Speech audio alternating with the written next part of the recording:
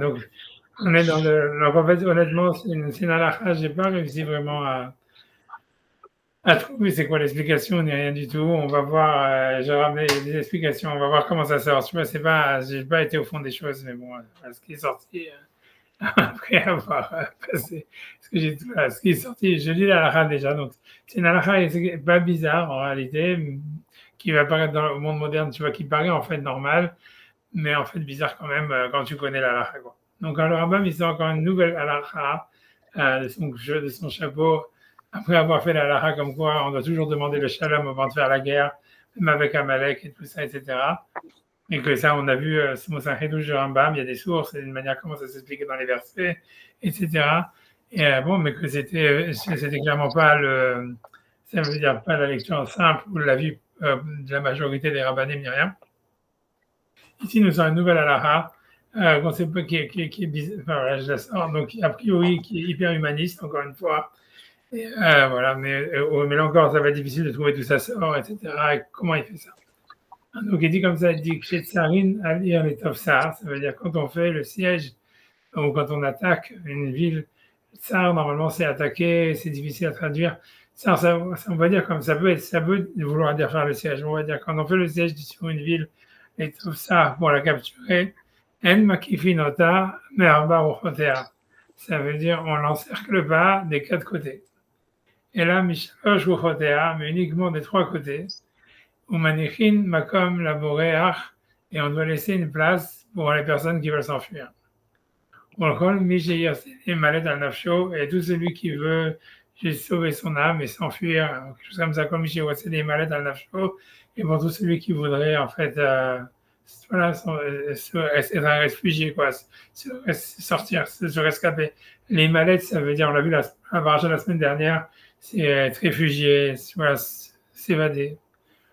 Un nafsho sur son âme, chez Nehemar, parce que le verset dit, ou al Midian, ils ont fait le siège sur Midian, Kachat Ziva Hashem, comme Hashem a demandé, et Moshe à Moshe. Et Vipi Hashemura, et on a une tradition, il dit le Rambam, l'Amdou, ils ont appris chez Mekar Sivaou, qu'est-ce que ça veut dire? Ils ont fait le siège sur Midian, comme Hashem il a demandé à Moshe, ça voulait dire de laisser la possibilité à ceux qui voulaient s'enfuir, de s'enfuir au moment du siège. Cette halakha, elle est bizarre parce que d'abord, on va voir la source, etc. Mais ce qui est surtout dur, c'est que, ok, en deux mots, il y a un Sifri qui dit ça, mais la question, elle est de savoir, ok, même si c'est vrai, tu vois, même si c'est vrai, encore on voit que c'est pas, tout le monde est d'accord, c'est en fait de là, comment tu peux prendre de cette halakha, ça veut dire d'une mitzvah qui a été donnée à Moshe, on va dire par Moshe, quand il a fait la guerre sur Midian, de faire de ça une règle pour toutes les guerres. Tu vois. Et donc, en fait, je vais simplement ramener, je vais même pas ramener ici, je vois que je sais pas, je peux faire mon truc. Mais en tout cas, je vais d'abord ramener les psukim. Je vais ramener simplement la paracha, quoi, pour que vous voyez de quoi ça parle. Donc, 2 secondes.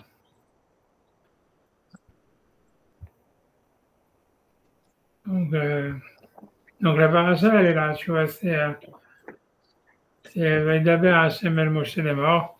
C'est dans Bamidbar, c'est dans Parashat Matot. C'est marqué donc Vaidaber Hashem El Moshe les morts. Hashem il a dit à Moshe en disant Nekom Nikmat Bene Israël Met Midianim Ahar Teasef El Amecha, ça veut dire fais la vengeance des enfants d'Israël sur les Midianim. Ahar Teasef El Amecha, ensuite tu pourras revenir ou récupérer dans ton peuple, ça veut dire qu'il allait mourir après. D'abord Moshe Alam les morts, et Moshe a parlé au peuple en disant Echalizu Midechem, ça veut dire préparer parmi vous Anashim la Sava, des gens pour l'armée, Veyu al Midian, et qui viennent sur Midian, la tête Nikmat Hashem be Midian, pour venger la vengeance d'Hachem sur Midian. Là, Elef Lamaté, Lechol Matot Israël, Tishleru, donc 1000 Elef Lamaté, 1000 Barmaté de tous les trucs d'Israël, vous en verrez. Là, ça va.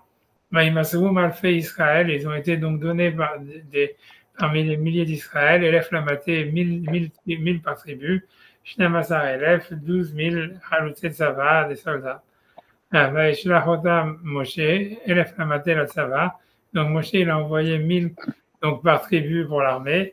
Otam, avec Pinhas ben Elazar, avec Pinhas le fils d'Elazar, Kohen, la Tseva, à la guerre, avec les Kodesh, Veratosrat, Atrou, Aveyado, et les ustensiles saints et les trompettes dans sa main. Donc c'est là où il y a le pasouk qui nous intéresse, pasouk 7. Vaïtzbeou al-Midian, et ils ont fait une attaque, on va dire, ça va, quoi. Vaïtzbeou, ils ont fait une attaque armée, on va dire, ils ont fait une guerre sur Midian. Kachon Ziva Hashem et Moshe, comme Hashem il a ordonné à Moshe, Vayarou Kol Zachar, ils ont tué tous les mâles. Par exemple, ils ont tué le roi de Midian, et Malché Midian, Argou al-Halaléen, et Evi, et Rekem, et Zour, et Trour, et Revach, Chet, Malché Midian, et Bilham ben Beor, Argou, Becharev, ils ont tué les 5 rois de Midian, avec Bilham qui était venu là-bas pour réclamer son argent.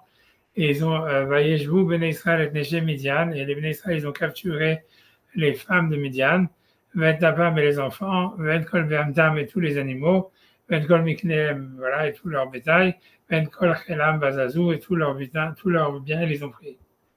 Bref, donc, ça veut dire, on entend ensuite, Ventkol Argem, Bemoshpotam, et toute leur ville, là où est-ce qu'ils habitent, Ventkol Tirotam, Sarfou Baesh, et ça veut dire toute leur ville, ils ont brûlé dans le feu. Ils ils ont pris tout le butin, avec la malkoach, madame Ovema dans les hommes et dans les enfants, dans les hommes et dans les animaux. Yavou el Moshe, l'ont amené à Moshe, Elazar à Cohen, Velat ben Israël, aux enfants d'Israël, et à Sheviv et à malkoach, et à Shalal. Voilà, donc ils ont amené tout ça dans les plaines de Moab, sur le côté de Jéricho. Et après ça, on dit voilà, ils ont dit, ils avaient laissé les femmes en vie, etc. En disant, sauf Moshe al-Bekudecha, Alafim, Sarameot, Abaim, Bayom Alem, Moshe Achayetem Kol Nekeva, est-ce que vous avez laissé toutes les femmes en vie? En Henayu, Benivne Israël, Midvar Bilham, Limzor Mal Bachem, c'est elles qui ont été dans l'histoire de Bilham pour, en fait, pour que les Bnei Israël, ils se révoltent contre Hachem, Al-Devar Peor, par l'adoration du Peor, Batia Magefa, Ben Hachem. Ok, donc après dit, Vata, et si c'est un Yagou Kol Zachar. On n'a pas, je ne sais pas où est-ce qu'il est. Vata Yagou Kol Zachar, Vata Fekol Isha Yodati, Shem Mishkav Zachar Arogou. Ça veut dire maintenant tuer tous les mâles, etc. Parmi les enfants et toutes les femmes qui ont eu connaissance d'un homme, il faut la tuer. Tu vois, et tous les enfants femelles, vous les laissez. Donc pourquoi je vous raconte tout ça? Pourquoi j'ai ramené tout ça? Parce que c'est simplement pour expliquer que la guerre de Midian, tu vois, dont il est question, on semblerait où on va apprendre cette halakha, le Rambam en tous les cas, il va apprendre cette halakha que quand on fait le siège, on doit laisser un endroit pour s'échapper. Si on la compare parce que déjà il y a une question, ça veut dire la question à mon avis de base qu'il faut se demander, c'est est-ce que la guerre de Midian c'était une guerre de mitzvah ou bien ça avait le statut d'une guerre facultative? Et ça veut dire, pourquoi? Parce que ça veut dire, on a vu déjà qu'il y a deux types de guerres, que c'est pas les mêmes à la fois réellement. Et principalement, le Rambam, il avait dit, donc, ça veut dire que la guerre de Mitzvah, par exemple, c'est la guerre contre Amalek, ou la guerre contre les 7 peuples pour conquérir la terre d'Israël. Or, ici, Midian, ça ne fait pas partie vraiment des frontières d'Israël. C'est Moshe qui doit faire cette guerre pour venger le fait que Midian, c'est eux qui ont incité les enfants d'Israël à faire l'adoration du Péor, en donnant leurs femmes, etc.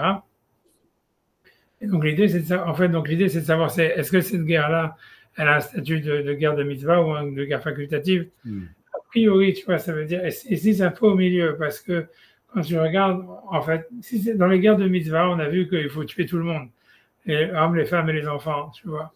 Ici, on voit que les Bnei Israël, dans un premier temps, ils ont laissé en vie les enfants, ils ont laissé en vie les femmes. Après, Hachem, Moshe, il dit non, il faut tuer les enfants et tuer toutes les femmes qui ont pu avoir des relations avec les hommes.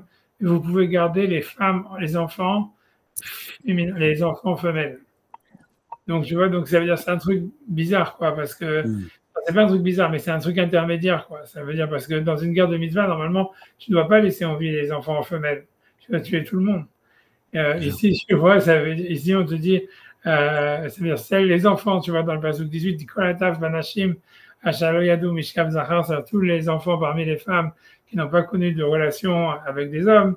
Alors, Achayou Lachem, vous pouvez les laisser en vie. Donc, C'est très bizarre. Ouais, non, c'est un statut étrange. En plus, c'est les femmes qui ont fauté. On pourrait dire que c'est les garçons qui ont gardé. Pourquoi ils garderaient les femmes? C'est sûr. De toute façon, toute cette guerre, elle est hyper étrange parce que, comme je t'ai dit, quand tu regardes, en fait, c'est pas les filles de Midian qui ont fait la faute, c'est les filles de Moab. Et Midian, en fait, si tu veux, ça veut dire. Alors, c'est vrai que Zimri Ben Salou, lui, il avait été pris avec une princesse de Midian. Ouais. Mais ok, mais c'était qu'une princesse. Quand tu regardes dans le Passouk, si tu vois, en fait, c'est les Bnot Moab, c'est dans la masse. En fait, ils avaient fauté avec les filles de Moab. On a l'impression que les Midian, c'était, si tu veux, l'élite, quoi. C'était ceux qui avaient. Tu vois, c'était ceux qui avaient donné l'idée, a priori. Tu vois, c'était eux, mais c'était pas eux, en fait, c'est pas leurs filles vraiment qui avaient fait le truc, c'est les filles de Moab. Mais bon, il y avait certaines, a priori, parce que là, il y a des princesses qui avaient participé, etc. Donc, a priori, tu vois, ça veut dire la raison pour laquelle Hachem il demande de prendre la vengeance de Midian, a priori, c'est parce qu'il ne veut pas demander de prendre la vengeance de Moab, puisqu'il y avait déjà, on avait déjà vu la semaine dernière qu'il y avait une halakha, comme quoi il ne faut pas faire la guerre avec les gens de Moab. Donc, ça veut dire c'est un peu comme s'ils ne pouvaient rien faire, quoi. Mais en tout cas, peu importe, c'est sûr que c'est bizarre. Toute la guerre, elle est étrange, tu vois. C'est sûr que Midian, ils sont responsables. C'est eux qui ont donné l'idée, c'est eux qui ont donné c'est l'élite, ça veut dire qu'ils ont donné leurs filles les plus importantes pour guider les autres, etc., pour servir de modèle. Aux autres, tu en as l'impression que les meufs de Moab, c'était un petit peu si tu veux des modèles, tu vois, c'est comme si tu mets Taylor Swift, j'en sais rien. Tout le monde fait la même chose que Taylor Swift, tu vois, ça veut dire, donc ça veut dire, oui, les médias, c'était style, tu vois, la classe, tu vois, je sais pas exactement, c'était ceux qui donnaient le truc et toutes les filles, elles suivaient, quoi. Et que voilà, mais mais c'est sûr que tu vois, ok, ça veut dire que la plupart des filles, elles n'avaient pas participé sur l'explication. On n'a pas l'impression que la masse des filles de Médiane, elles avaient participé, mais voilà, mais à part ça, tout ça, donc, ok, mais en tout cas, ce qui est sûr, en tout cas, c'est que c'est une guerre qui a un statut intermédiaire, qu'on ne peut pas dire que c'est comme la guerre contre Amalek ou la guerre contre les 7 nations, où il y a marqué ne laisse pas une seule âme en vie, etc. C'est quelque chose qui est moins, tu vois. Mais en même temps, c'est plus qu'une guerre facultative, parce que dans une guerre facultative, on ne touche pas les femmes et les enfants. Or ici, Hachem, il demande de tuer les enfants, tu vois, mal, tu vois. Donc c'est quelque chose qui est au milieu. C'est rien que pour remettre en contexte de l'histoire. Ouais. C'est ça la guerre de laquelle on parle, tu vois. Et donc en réalité, donc je vais essayer, je sais pas, je croyais que j'avais amené Sifri, mais je vois maintenant que j'ai parlé, donc j'espère que je vais essayer de le récupérer d'une manière ou d'une autre. Des secondes, je sais pas comment je vais faire si je vais dans une seconde.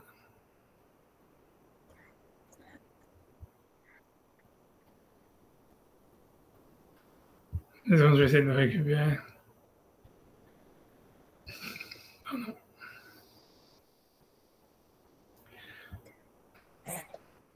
Je pense que c'est ça.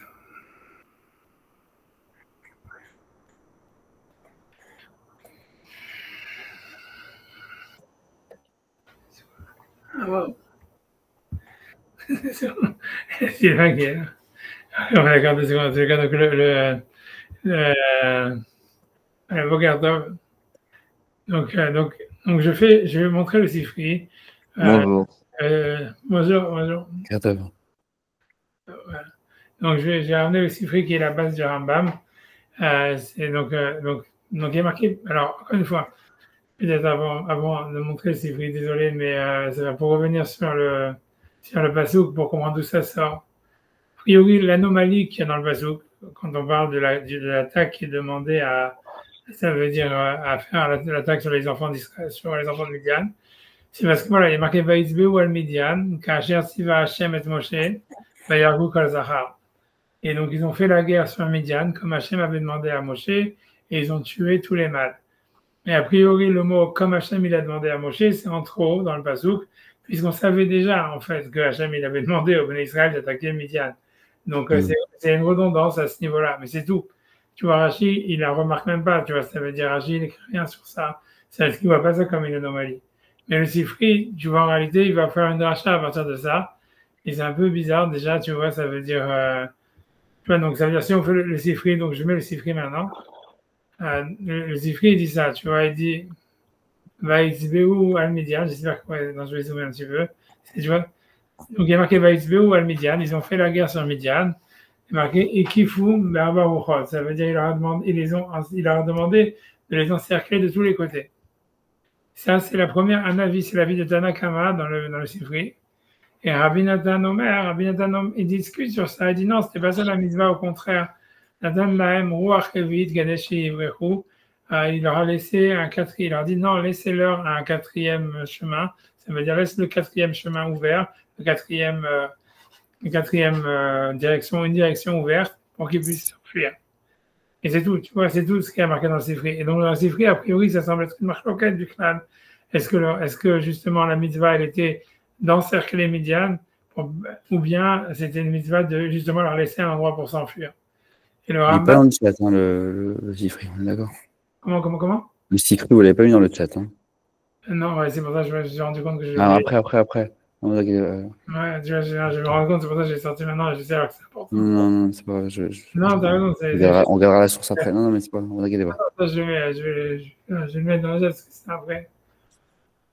Des secondes, je vais essayer d'arriver. Je le mets comme ça maintenant, c'est fait. Des secondes. Du retard que j'ai. Tout à fait, pourquoi ça m'a fait ça? Une seconde, je croyais que ça allait se faire et c'est pas fait. Parce que je sais pas pour quelle raison, au lieu de... Si vous me dites la référence, pendant que vous faites le cours, là, je l'envoie. Je sais pas pourquoi, quand j'essaie des trucs, ça me met la référence, ça me met le truc de Google Meet, tu vois. Non, vous inquiétez pas, c'est pas grave, on le mettra. C'est Sifri, il est sur place, tu vois, il est... Oui, t'as raison, en fait, je sais quoi. Attends. Non, vous inquiétez pas, on va essayer de trouver. Je le mettrai, ok. Inquiétez pas. Tu vois, donc en tout cas, c'est une marque locale, tu vois, dans le Sifri. Et a priori, c'est-à-dire, donc, Rambam, il a été posé comme Rabbi Nathan, qui a dit Nathan pas comme l'avis de Tanakama, ce qui est déjà, en fait, question, c'est pourquoi, en fait, il a pris parti pour cet avis, alors que c'est une discussion, tu vois. Et ça veut dire surtout que dans le passage, a priori, il n'y a pas vraiment une preuve nécessaire pour dire c'est comme ci ou comme ça, tu vois. Et tu vois, ça veut dire, si tu vois ce que je veux dire, si du fait que c'est une marloquette, a priori, ça veut dire que dans le pasouk, et c'est clair, parce que le pasouk, il dit comme Hachem, il a demandé à Moshe, tu vois. Alors tu peux apprendre ce que tu veux, tu vois. Et ça veut dire, mais ça peut vouloir dire, voilà, comme Hachem, il a demandé à Moshe, le premier avis dit non, ça veut dire de les encercler complètement. Et Rabbi Nathan dit non, de leur laisser un endroit pour s'enfuir. Et bon, tu vois, donc, mais disons, tu vois ce que je veux dire, ça c'est le Sifri, quelle que soit la marloquette, tu vois. C'est-à-dire que si tu veux, le Sifri vient expliquer l'anomalie de langage, à savoir qu'est-ce que ça veut dire quand on nous dit que Hachem il a demandé à Moshe, et celui-là il dit comme ça, celui-là il dit comme ça. Mais ce que je veux dire, c'est que quoi qu'il en soit, à mon avis, ça veut dire, si moi sans le Rambam, sans tout ça, moi j'aurais dit, tu peux pas en déduire de là une halakha quelconque, et c'était pas du tout l'intention du Sifri de déduire de là une halakha de qu'est-ce que tu devais faire dans les autres guerres, tu vois. C'est-à-dire, le Sifri, il vient simplement essayer d'expliquer une anomalie de langage, de qu'est-ce que ça veut dire quand Hachem il a demandé à Moshe. Et il te donne deux théories. Peut-être qu'en fait, c'était justement des encerclés de tous les côtés. Et l'autre, il dit non, c'est un endroit pour s'enfuir. Mais quelle que soit l'interprétation, ça ne peut pas être une règle. Tu vois, c'est pas assez explicite pour en faire une règle de conduite pour, si tu veux, pour les guerres à venir. Pour dire que c'est ça dans la règle des guerres. Tu vois, on n'a pas l'impression que c'est une mitzvah pour les générations à venir. Tu vois, c'est trop flou pour être une mitzvah pour les générations à venir. Et même à part que c'est trop flou, c'est-à-dire, pourquoi tu vas commencer déjà toi, tu vas étendre ça, tu vois, ça veut dire à part que c'est flou, tu vois, et en plus de ça, c'est qui te dit, tu vois, ça veut dire, si Hachem il a dit ça au moment de la guerre de Midian, tu peux déjà apprendre ça que dans toutes les guerres, dès qu'on va faire un siège sur une ville, alors on doit faire ça, tu vois. Tu vois, c'est déjà ça la question, tu vois. Ça veut dire, tu vois, tu vois, ça veut dire, ok, donc si tu veux, voilà, donc ça c'est la première remarque. Deuxième, c'est pour ça que je vous dis en fait que moi après, j'ai pas vraiment trouvé. Je vais vous ramener ce qui a marqué dans les commentateurs, etc. Mais j'ai pas vraiment trouvé d'explication finale en fait à cette question de base. Ça veut dire, pour moi, c'est pas la seule question. La question vraiment encore la plus forte, c'est parce que Maïmonide, du fait que quand il a ramené cette halakha, il a dit d'une manière générale, il a mis comme ça, il a dit quand on fait le siège d'une ville, on laisse un chemin pour les gens pour s'enfuir. On a l'impression, et c'est comme ça que la plupart des commentaires ils vont comprendre, que le Rambam il pense que cette halakha, elle s'applique même dans une guerre de mitzvah. Ça veut dire même sur Amalek, même sur la guerre des nations contre Israël. En fait, tu vois, ça veut dire, c'est une règle générale, pas que sur une guerre facultative. Et ça, c'est encore plus compliqué, tu vois, c'est-à-dire, Tu vois, ça veut dire déjà la guerre de Médiane, c'est pas clair que c'est une guerre de mitzvah, puisque c'était, tu vois, il n'y avait pas tout le statut d'une guerre de mitzvah. Et déjà, étendre cette mitzvah qui est sur la guerre de Médiane aux autres guerres, c'est déjà un problème, mais aller encore plus loin et étendre ça aux guerres de mitzvah aussi, c'est encore plus problématique, tu vois. Et tu vois, et en fait, tu vois, moi, j'ai pas, tu vois, ça veut dire, tu vois, j'ai pas vraiment trouvé de, tu vois, je vais élaborer après cette question, mais ça veut dire pour moi, surtout, la question, elle est encore plus forte parce que, et c'est ça ce qui va, tu vois, si tu veux, je vais expliquer que c'est tout le cours, il est sur cette question, je vais pas aller de question en question. C'est vraiment sur cette question, c'est qu'en plus, tu vois, c'est que le Rambam, dans le livre des mitzvot, on l'avait déjà vu, il pense que la mitzvah d'exterminer les 7 nations, c'est une mitzvah qui n'est même pas liée à la conquête de la terre d'Israël. C'est-à-dire, lui disait, en fait, si tu vois des types des 7 nations qui se baladent, j'espère que Sacha n'est pas en train de rêver, je sais pas quoi. Et tu vois, c'est-à-dire que ça veut dire que si jamais tu vois, on voit quelqu'un, un type des 7 nations, même à l'extérieur d'Israël, tu vois, ou un type d'Amalek à l'extérieur d'Israël, il faut le tuer, tu vois. Et c'est comme si on doit les chercher pour les tuer. Alors, on va le voir, on l'a vu déjà dans le livre des mitzvot, mais ça veut dire, on voit que le Rambam dit ça, il va utiliser cette terminologie. Donc pour moi, c'est ça ce qui est très difficile à comprendre, c'est comment tu peux dire ah oui, en fait, il faut les exterminer et même s'ils sont à l'extérieur d'Israël, il faut les chercher pour les tuer. Et quand tu vas faire une guerre, tu dis ah oui, il faut les laisser un endroit, un couloir ouvert pour qu'ils puissent s'enfuir s'ils veulent s'enfuir. Alors que tu as une mitzvah de les exterminer, tu vois, c'est comment ça peut marcher, tu vois. Ouais, c'est ça pour moi. Ça rend la chose plus facile, on leur laisse un chemin. Il y en a qui vont dire ça, il y en a qui vont dire ça. À mon avis, il y en a qui vont dire que c'est les chemins pour pouvoir sûr qu'on n'en rate aucun. C'est ça, non? Dire ça? C'est pas, ils vont pas se faire un cerveau, ils vont être encore plus vicieux que ça, si tu veux. Oh, wow. Si tu veux, ouais, comme tu as pensé à ça, je peux dire, mais surtout que je suis en train de créer mes cartouches, comme je suis en train de vous dire toutes les idées, après on va faire que du texte, mais c'est pas grave, mais ça veut dire, est-ce que ça j'ai dit, ça veut dire un truc comme ça veut dire, le truc le plus vicieux, tu vois, c'est comme ça, ça veut dire, c'est comme ça, parce qu'il y a une Mishnah dans Sota qui dit, une fois on avait décidé qui allait en guerre, qui allait pas en guerre, il y avait des préposés qui étaient à la fin, qui se mettaient derrière les soldats, et s'il y en avait un qui essayait de s'enfuir, on le tuait. Ah ouais, ouais. Parce que là, il a dit pourquoi? Parce que le début de la défaite, si tu veux, le début de la Mapala, c'est la fuite, tu vois. Ouais. Et Armana Passouk en disant, parce que les Juifs ils se sont enfuis, après il y a eu une Magefa et ils se sont été vraiment massacrés, etc. Et tu vois, donc, eux, ce qu'ils veulent dire, tu vois, ça veut dire, c'est les commentateurs vicieux, c'est de dire comme ça, c'est de dire, si tu laisses une possibilité, en fait, la seule manière de gagner une bataille contre quelqu'un, c'est qu'à un moment, il a envie de s'enfuir. Tu vois, ça veut dire, donc tu crées les conditions pour en face. Ah, c'est smart. Ouais, tu vois, donc c'est pas pour les tuer, c'est pour créer la. Mais aussi, pour les tuer aussi. Ça veut dire, c'est possible, tu vois, c'est possible carrément que ça soit une méthode, parce que tu vois, tu vois, ça veut dire carrément, c'est les conditions pour qu'ils aient une sortie et que ça sape le moral de l'ennemi, en fait. Exactement. Ah, waouh. L'ennemi est plus que ça, parce que peut-être même pour les tuer, parce que d'une certaine manière, si tu veux, on voit que tu ne veux pas gagner une bataille sans que le type ait envie de s'enfuir. Ça veut dire, tant qu'un type n'a pas envie de s'enfuir, c'est presque impossible de le battre, tu vois. Parce que c'est ça ce qu'on apprend de la Mishnah. La Mishnah, elle dit comme ça, elle dit que si vous enfuyez pas, vous n'allez pas être battu. Et on apprend dans le côté là, ça veut dire que tu peux pas, ça veut dire, voilà, tu peux pas, si l'ennemi, il cherche pas à s'enfuir à un moment, ou l'ennemi, ou toi, le shalom, en fait, tu peux pas perdre. Et à un moment, tu vois, ça veut dire pour qu'il y ait une défaite, il faut que l'ennemi ou un des partis, à un moment, il a envie de s'enfuir. Et ça, c'est le début de la défaite. Donc, en fait, tu vois, l'idée, c'est qu'il faut lui laisser une possibilité de s'enfuir. Comme ça, tu vois, il va perdre, tu vois. Mais ça serait un truc stratégique, si tu veux. Tu vois, c'est un truc stratégique, tu vois. C'est possible, tu vois ce que je veux dire. Moi, je te dis, j'ai une fois, parmi quand je faisais mes cours à Manhattan, tu vois, il y avait un élève, tu vois, que je savais que c'était un mec qui faisait des grosses arnaques, tu vois, toujours fait plein d'arnaques. Et il était super successful dans les arnaques. Et je lui ai demandé une fois, mais comment tu fais pour arnaquer les gens comme ça? Et il m'a dit, en fait, ce qu'il faut, c'est toujours leur laisser une lueur d'espoir. Dès que quelqu'un a une lueur d'espoir, tu peux le manipuler où tu veux. Et tu vois, c'est un peu la même chose ici, tu vois. Tu as une possibilité de s'enfuir, tu as une lueur d'espoir, et hop, c'est bon, tu vois, ça veut dire, tu sais exactement quoi, tu sais, t'es sûr que tu sais exactement comment les manipuler, les faire aller dans quelle direction ils vont aller, comment ils vont truquer, etc., tu vois. Et tu vois, j'en sais rien, mais ça, si tu veux, c'est parce que moi, je voulais dire ça à la fin, tu vois, c'est une explication, si tu veux, c'est une explication qui va être donnée.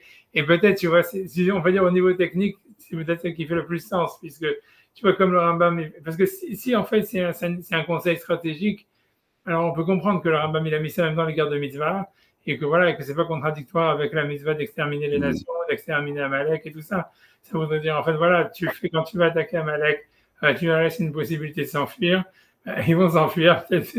Alors peut-être qu'il y en a qui vont faire ça, ça va avoir la vie sauve.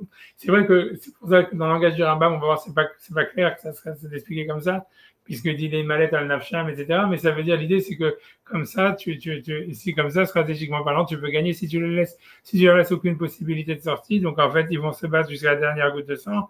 Et en fait, tu vois, tu risques toi de perdre, tu vois. Tu vois, ça va être une explication. Tu vois, on va faire dans les mots, etc. Mais pour l'instant, tu vois, ce que je veux dire, c'est que si on reprend au niveau technique, c'est difficile que comment est-ce que le Rambam, il prend de la guerre de Midian, tu vois, alors que c'est une marloquette, il veut étendre ça, si tu veux, à toutes les guerres, même a priori, même aux guerres de mitzvah. Et ça, c'est compliqué, tu vois. Tu vois, donc par rapport à ça, j'ai simplement ramené, tu vois, même si tu veux, comment il s'appelle, Nachmanide, ça veut dire Nachmanide, lui, en fait, lui, carrément, il considère ça, alors que vous avez vu, c'est un passou complètement flou, qui dit rien, qui dit, ils ont fait la guerre contre Midian comme Hachem, il a demandé à Moshe. Nachmanide, dans les Asagos ça veut dire dans le livre des mitzvot, lui, il considère ça comme une mitzvah positive, carrément. Tu vois, j'étais vraiment, tu vois, hyper étonné. Mais en fait, donc, il s'étonne que Maïmonide, il n'a pas compté ça comme une des mitzvot de la Torah. Ça veut dire, lui, il compte, tu vois, ça c'est le texte de Nachmanide. Nachmanide, il considère ça que c'est une mitzvah de la Torah. Je peux dire, tu vois, son texte, il dit, Kshenatzor al-ir laniach achat minaruchot. Donc, il dit qu'on a une mitzvah. Donc, lui, il pense que quand, tu vois, donc ça, c'est, tu vois, c'est les mitzvot, les commandements positifs que le Rambam, il a laissé tomber. Donc, c'est-à-dire que selon Nachmanide, il pense qu'il a oublié, quoi. Et donc, dans la mitzvah positive numéro 5, Nachmanide, il dit comme ça, il dit, Shnistavinu, Shinatzor alir laniach achat minaruchot veli matzor. Donc, pour le Rambam, c'est une mitzvah positive. Nachmanide, c'est une mitzvah positive. Quand on fait une attaque, c'est de laisser un des côtés de la ville sans l'attaquer. Chez Mirsu l'Ivoire, il y a la M de Rachlanus Mesham, que s'ils veulent s'enfuir, ils peuvent s'enfuir par là-bas. Donc il dit, quel est le sens de cette mitzvah selon Nachmanide? Donc il dit pas comme Sacha que c'est un truc vicieux pour les massacrer. Il dit, ça veut dire, lui, il dit, c'est normal, il dit, qui baiser nilmad leitnag bechemla, c'est pour nous apprendre à nous-mêmes à nous conduire avec pitié. Afilou imoivenu, même avec nos ennemis, bet amilchama, au moment de la guerre. Donc, que c'est pour lui, pour le Rambam, c'est un tikkun, ça veut dire, voilà, c'est de ne pas être des sauvages, même quand tu fais la guerre. Voilà, ça veut dire, bref, tu vois. Et pour le Rambam, c'est un but en soi, quoi, parce que Nachmanide, à chaque fois, il pense que les mitzvot, elles sont pour parfaire les attributs moraux d'un homme. Et donc, pour lui, ça veut dire, si jamais, en fait, ça va amener en toi la cruauté, donc c'est pour ça qu'il faudrait faire ça, tu vois, pour t'empêcher, pour ne pas être cruel, pour apprendre à ne pas être cruel en guerre, ou en général. Ok, donc après ça, il dit Uvot Tikkun, mais il dit la même chose que déjà le deuxième argument aussi. Il dit Uvot Tikkun, chez Niftach Lahem Petar chez Ivrechu, à part le fait que ça nous permet d'être moins cruel, c'est aussi que il y a une autre raison, c'est parce que ça leur donne une occasion qu'ils s'enfuient. Velo Itrasku Likratenu. Pour pas que justement ils se renforcent contre nous en disant bon, de toutes les façons, on a une option, on peut sortir, tu vois. Tu vois, donc ça serait ça l'idée. Donc, le Nachmanide, il mentionne cette idée, que ça serait une raison. Ça veut dire pas au point de dire que comme ça on va gagner la bataille, il va pas à ce point-là, mais au moins, tu vois, ça veut dire que tu vois comment ça veut dire, voilà, ils vont pas, ça va amoindrir le combat, quoi. Comme ils ont une manière où s'en aller, tu vois, donc voilà, à un moment, ils vont le laisser tomber, quoi. Et ça serait une autre raison de la mise-là. J'ai vu le Trascou, les Kratenu, chez Nehemar, et maintenant, c'est quoi la source? Encore le même verset que tout à l'heure, Vaïtsavu al Midian, Kasher Siva Hashem et Moshe. Donc, ça veut dire, parce que le verset dit, ils ont fait la guerre sur Midian, comme Hashem avait demandé à Moshe. Et ramène le Sifri, Vedarshu Sifri, et Kifu à Mishalosh Rochotea. Donc, si tu veux, là, on voit un peu pourquoi, en fait, Maïmonide, lui, il aurait tranché comme Rabbi Nathan. C'est parce qu'a priori, Maïmonide, comme Nachmanide, ils n'avaient pas dans leur Sifri, comme nous, on a Donc le premier avis dit encercler des 4 côtés, mais il pensait que même le premier avis disait encercler des 3 côtés, et que Rabbi Nathan il vient juste expliquer ce que l'auteur d'avant il a dit. Donc Rabbi Nathan Omer, ten laem ruach livroach shivrechu, ça veut dire laisse-leur un 4e chemin pour qu'ils aient une possibilité de s'enfuir. Et donc, il dit, Nachmani, cette mitzvah, elle n'était pas simplement une mitzvah que Hachem a donnée à Moshe sur Midian. Mais c'est une mitzvah pour toutes les générations. Il me dit, dans toutes les guerres facultatives. Et donc voilà, donc déjà, moi, mais la question que je demande, mais d'où tu sais ça, tu vois, ça veut dire, c'est même pas mentionné dans la Gemara, tu vois, pour moi, c'est super incroyable, tu vois, que tu vois qu'une mitzvah, si c'est une mitzvah de la Torah, je ne connais pas de mitzvah de la Torah, j'en sais rien, mais à mon avis, il n'y en a pas beaucoup où tu vois, ça veut dire, elles ne sont même pas mentionnées dans la Gemara. Et si tu as un sifri qui vient expliquer l'anomalie du Passouk et tu en fais carrément une mitzvah positive de la Torah, out of the blue, tu vois, pour moi, c'est complètement incroyable. Donc, au moins, Maïmonide, il n'a pas considéré, il n'a pas dit que c'est une mitzvah de la Torah. Les mitzvahs à la Torah, il dit que c'est une mitzvah pour toutes les générations, mais on me dit, donc, contrairement à ce qui semblerait dans Maïmonide, que lui, il pense que c'est même dans les guerres de mitzvah, c'est le même contre Amalek, il dit non, c'est que contre les guerres de conquête, les guerres facultatives. Et il dit, et il dit, ouais, même Maïmonide, il a dit que c'était une halakha pour toutes les guerres, dans les guerres, dans les voies de la guerre, etc. Mais pour moi, c'est super étonnant d'étendre ça, tu vois, de voir comment est-ce que tu peux étendre cette mitzvah qui a été donnée à Moshe pour la guerre de Midian à toutes les guerres, etc. Donc, en fait, il y a des tentatives, en fait, d'explication. Ça veut dire, je vais simplement... Parce que si on avait expliqué que, pas comme le rabbin, que la guerre de cette nation, c'était pas en dehors d'Israël, à ce moment-là, le fait qu'ils fuient, on aurait pu comprendre que c'était Yotse. Ouais, c'est pour ça que Nachmani dit que c'est pour les guerres facultatives, parce que comme les guerres facultatives, il n'y a pas de mitzvah d'exterminer la nation, tu vois, ça veut dire, puisque, comme on a vu, là, on va le revoir de toutes les façons, je vais remettre le texte qu'on avait déjà étudié de Maïmonide sur les guerres de mitzvah, où il dit la différence entre la guerre de mitzvah et les guerres facultatives, c'est que les guerres de mitzvah, il y a une mitzvah d'exterminer toute la population, une fois qu'ils n'ont pas fait le shalom, alors que dans les guerres facultatives, on ne tue que les mâles qui se battent, etc. Et tu vois, donc voilà, comme tu dis, quand tu limites ça aux guerres facultatives, ça fait sens, on va dire. Et au moins, ça peut s'expliquer. Mais encore, même comme ça, moi, je suis pas, tu vois, ça veut dire, je suis pas convaincu parce que qui te dit que d'une mitzvah comme ça, d'un passouk comme ça, tu peux faire, une mitzvah, même pas une mitzvah de la Torah, mais même une obligation pour toutes les autres guerres, tu vois, ça veut dire, tu sais, même il dit oui, Nachmani dit oui, cette mitzvah, ça n'a pas été donné qu'à Midian, au moment de la conquête d'Israël, c'est pour toutes les générations, dans toutes les guerres. Okay, c'est d'où tu sais ça. Ça veut dire, ça même pas ramené dans la Gemara. C'est un truc, c'est 2 lignes dans le Sifri.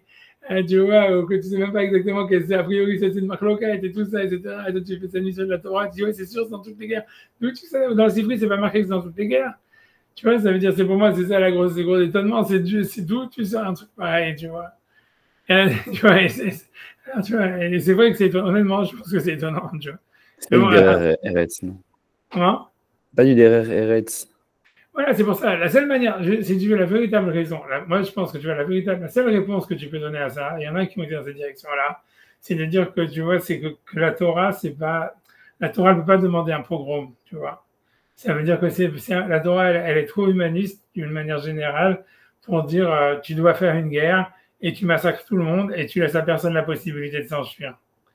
Tu vois, et ça veut dire que l'idée, ça serait qu'en fait, Maïmonide, comme Maïmonide, qui a mis ça même sur une milchama de mitzvah, en fait, pourquoi est-ce qu'il a utilisé ce sifri, il en a fait une mitzvah et tout ça, et Nachmanide, même en tout cas pour les cas facultatifs, c'est parce que ils sont partis d'un point de vue que c'est impossible autrement, tu vois. Ça veut dire, et même si dans le Talmud, il n'y avait pas de source, même si jamais, tu vois, en fait, dans le sifri, ça ne peut pas se justifier, en fait, à mon avis, ça veut dire techniquement, techniquement, avec les sources, tu n'avais pas vraiment de raison.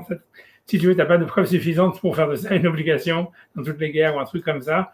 Je pense que l'idée, c'est parce que pour eux, c'était évident qu'il fallait interpréter comme ça la chose, parce que sinon, tu vois, ça veut dire la Torah, elle ne peut pas te demander de massacrer les gens, tu vois, d'une manière systématique, tu vois, comme les nazis ils ont fait, par exemple, tu vois. C'est impossible, tu vois.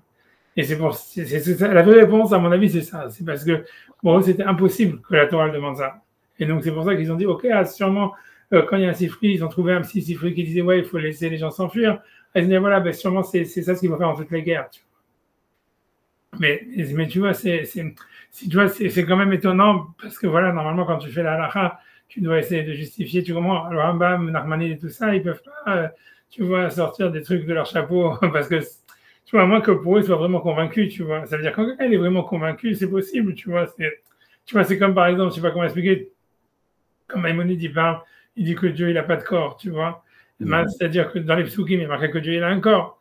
Alors, tu vois, Maïmonide, il va écrire tout un bouquin pour dire non, il n'a pas de corps, même s'il y a marqué qu'il y a un corps, c'est une allégorie, Mais l'idée, c'est que tu vois, pour le dire, tu vois, tu as besoin d'être vraiment convaincu que c'est pas possible qu'il ait un corps. Tu vois, et c'est un peu dans le même genre, tu vois, c'est comme si tu vois ici, tu vois, Maïmonide et tout ça, il devait être convaincu que c'est impossible que la Torah te demande de faire des pogroms. Et donc, en fait, tu vois, ça veut dire, ok, alors, il a trouvé un truc, ah voilà, ici il y a marqué, il faut les Sifri qui dit qu'il faut dans la guerre de Midian, qu'il fallait laisser s'enfuir, c'est sûrement dans toutes les mitra, dans toutes les guerres, c'est comme ça. Et tu vois, a priori, c'est ça la vraie réponse, tu vois, mais ça veut dire, mais t'as pas, tu vois, ça veut dire, c'est difficile à dire parce que tu vois, le Rambam, tu vois, tu vois, c'est rentrer un objet, un élément de subjectivité, tu vois, dans Maïmonide, et t'as pas envie, tu vois, parce que, tu vois, ce serait une défaite, tu vois, ça veut dire, quand tu veux étudier à l'Ara, tu veux que ça soit prouvé, tu vois, comme, tu vois, mais c'est sûr qu'il y a de la tu vois, comme ça, où si tu veux, il peut y avoir aucune source, mais qu'en fait, pour l'auteur, celui qui a tranché la halakha, c'était évident, à un tel point qu'il n'y avait pas besoin de source, ou que la source, elle sert que d'excuse, tu vois. C'est-à-dire que le sens commun et la morale précèdent la mise. Ouais, c'est ça, exactement. Tu vois, mise, c'est qu'une modalité d'application, mais il ne peut pas y avoir de. Ça veut dire un truc comme ça, tu vois. Ça veut dire que pour eux, c'est surtout que ça va contre le sens général de la Torah, tu vois. Ouais. Tu vois, c'est comme, c'est connu, tu vois, parce qu'il y a un autre décisionnaire du Moyen-Âge qui s'appelle le Roche, tu vois, qui est plus tardif que Maïmonide, mais des fois, il y a des questions, quand il y a des problèmes, des discussions de halakha et tout ça, des fois, il dit, Libi Omerli, mais mon cœur, il me dit que c'est ça la halakha. Tu vois, on dit, voilà, le Roche, ça veut dire que quand le Roche, il dit, voilà, mon cœur, il me dit ça, et après, il utilise ça pour trancher la halakha, c'est parce que, si tu veux, pour lui, c'est comme, tu vois, il peut pas prouver, que tu vois, ça veut dire, tu ne peux pas prouver que c'est ça la halakha, mais pour lui, de sa connaissance globale du Talmud et de la halakha, dans l'esprit de la halakha, ça lui paraît que c'est ça ce qu'il faut dire, tu vois. Même, ça lui paraît comme une évidence que c'est comme ça que ça doit être, même si jamais il ne peut pas le prouver. Tu vois, c'est parce que pour lui, c'est évident. Maintenant, il n'arrive pas à trouver des preuves, donc il dit, mon cœur, il me dit que c'est ça, tu vois. Et pour lui, tu vois, c'est normal. Je veux dire, n'importe quel, même scientifique, tu vois, si tu veux réfléchir comme ça à un moment, tu vois, c'est-à-dire, tu n'arrives pas toujours à prouver tout ce que tu vas dire. Donc, des fois, tu vois, ça veut dire que tu es obligé des fois, il y a des choses qui te paraissent, tu vois, en fait, c'est une faiblesse parce que tu n'arrives pas à les prouver.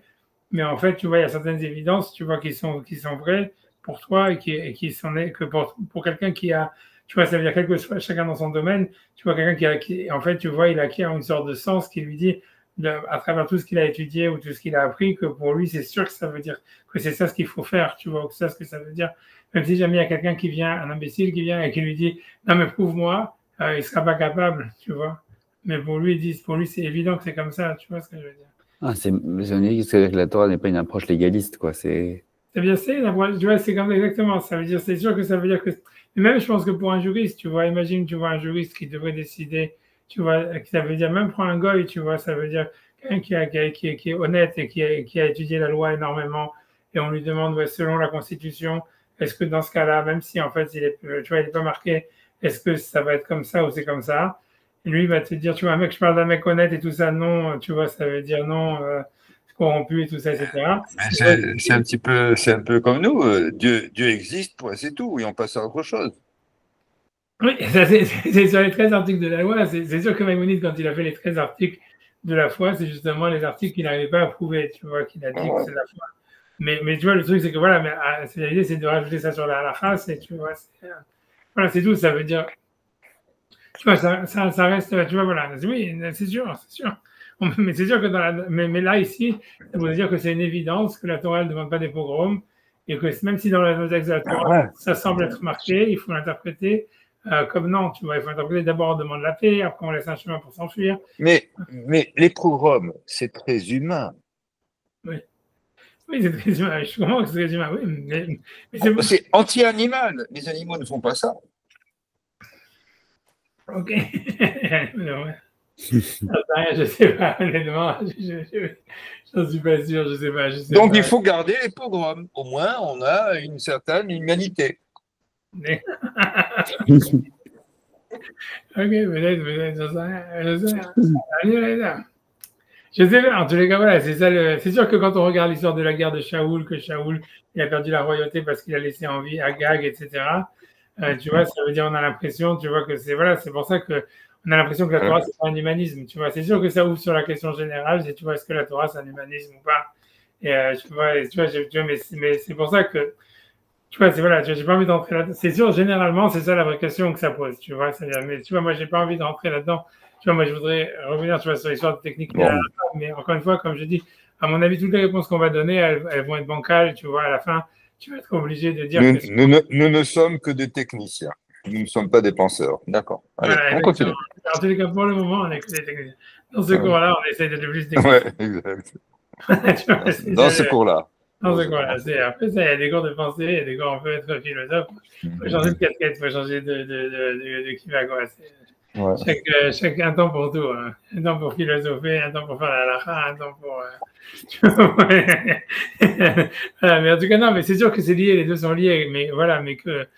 Qu'est-ce que je dis voilà, c'est pour ça que je veux dire que nous, on essaie de. Le principe, je veux dire, l'idée, c'est que dire ça à notre niveau, ça serait un échec, quoi, si tu veux. Voilà, dire en fait, dire non, Maïmonide, ou Nachmanide, c'était pour une évidence, c'est pour ça qu'il fallait appliquer cette mitzvah, même si jamais elle n'a pas vraiment de source dans le Talmud, même si jamais dans le Sifri, c'est pas une preuve, etc. Et dire oui, mais parce que pour eux, c'était évident que la Torah, elle est humaniste, qu'elle veut laisser la vie humaine, etc., elle a respect pour la vie humaine. Tu vois, j'ai pas dit que c'est une réponse qui est fausse, mais en tous les cas, pour nous, ça veut dire que comme nous sommes en train d'apprendre la halakha, ça serait en fait, tu vois, ça serait un échec, parce que ça veut dire qu'on n'a pas réussi à justifier ça d'une manière technique, tu vois, à le prouver, etc. Et ça reste une réponse faible, parce que tu vois, si le rabbin voulait dire en plus, ouais, en fait, il faut pas, tu vois, il faut laisser des rescapés s'enfuir, il n'avait pas besoin de dire, oui, on fait le siège de 3 côtés, on laisse le 4e côté ouvert, etc. Il avait qu'à juste dire ça, tu vois. Donc, ça reste, tu vois, voilà, ça reste, ça nécessite une explication plus. Plus d'explications, je n'ai pas dit qu'on va réussir, mais on va essayer. Voilà. Donc, en tous les cas, donc, ici, je ramène ici l'explication du Torah Tmima, si j'arrive, si tout se passe bien. Et 2 secondes, et je range 2 secondes. Qu'est-ce sur ça? Donc, ok, donc ça, je vais zoomer. Donc ça, c'est le Torah Tmima. Bon, c'est un auteur pas très ancien. Je ne sais pas de quand ça date, mais bon, je ne sais plus. Je crois que c'est 20e. C'est pas 20e siècle, c'est 19e siècle, quelque chose comme ça, mais voilà, c'est pas un auteur très ancien. Et donc lui, en fait, il pose les mêmes questions, on va dire. On va lire, en tout cas, je lis ce qu'il dit. Voilà, je ne vais pas verser, pas faire d'introduction. Donc il ramène le Sifri, qu'il faut à Baruch, Otea, Rabbi Nathan Nomen. Donc, ce qu'Hacham a demandé à Moshe, c'était en fait de les encercler de tous les côtés, selon un avis. Et Rabbi Nathan Omer donne-leur un quatrième chemin pour qu'ils puissent s'enfuir. Donc il dit Lomar, El Niach Makom, le Mishiach c'est l'ivroir, donc laisser une place à celui qui veut s'enfuir, qu'il s'enfuise. Le Rambam Vav Melchot Melachim al-Hazain Katab, donc il dit le Rambam dans le chapitre 6 des rois des guerres, des rois, il dit dans la Chassid, ce qu'on vient de lire, mais je le fais quand même, que quand on fait le siège sur une ville pour la prendre, c'est-à-dire